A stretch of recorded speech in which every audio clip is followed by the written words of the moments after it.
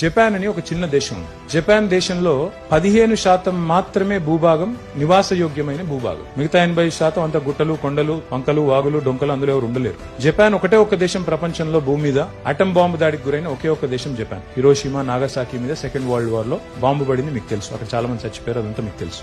Japan లో ప్రకృతి యోగ్యంగా ప్రకృతి వనరులు లేవు. తాగుదామంటే నీళ్లు కూడా చక్కగా లేవు. వాళ్ళకు పంటలు పండించుకునేందుకు జాగలేదు.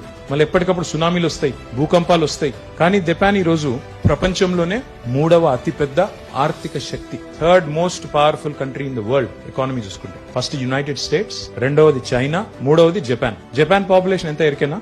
12 కోట్లు. మన పాపులేషన్ ఎంత ఎరికేనా? మరి వాళ్ళకి సునామీ వచ్చే, భూకంపాలు వచ్చే, వాళ్ళకు నీళ్లు దిక్కు లేకపోయే, భూమి దిక్కు లేకపోయే, బాంబులు పడే. 45లో బాంబులు పడితే ఈ రోజు 2023 సంవత్సరంలో జపాన్ 3వ అతిపెద్ద ఆర్థిక శక్తిగా ఎట్లా ఎదిగింది? ఒకటే ఒక్కటి వాళ్ళు చేసింది, single minded focus on human intellect. వాడు వాడింది, మనం వాడింది ఏంటంటే దేవుడు ఈక్వల్ గా ఇచ్చిన బుర్ర ఏదైతుందో వాడు బాగా వాడిండు, మనం వాడలేదు. తేడా అదే.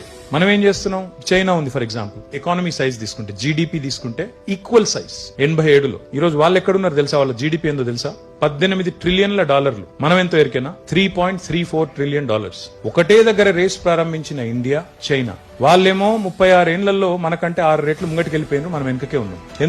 ఎందుకు అంటే మన ప్రయారిటీస్, మన ప్రాధాన్యాలు వేరైపోయినాయి ఈ దేశంలో. ఒకసారి మీరు దయచేసి నేను ఈ మాట అంటున్నాను వేరేలాగా అనుకోకండి. మనం ప్రపంచ స్థాయి ప్రొడక్ట్స్ మీద మనం దృష్టి పెట్టలేదు. చైనానేమో డిసిషన్ తీసుకుంది, నా పోటీ అమెరికాతో, నా పోటీ జపాన్ తో, వాళ్లతో పోటీ పడతాను, ప్రపంచం గర్వపడే ప్రొడక్ట్స్ తయారు చేస్తానని వాళ్ళు అటు పెట్టుకున్నారు ఓరియంటేషన్. మనం ఏం చేసుకున్నాం? నా పోటీ పాకిస్తాన్ తో, నా పోటీ బంగ్లాదేశ్ తో, నా పోటీ శ్రీలంకతో, నా పోటీ ఆఫ్ఘనిస్తాన్ తో అని చెప్పి ఇక్కడనే తెచ్చింది. ఎందుకు? ప్రాబ్లం ఏంటి?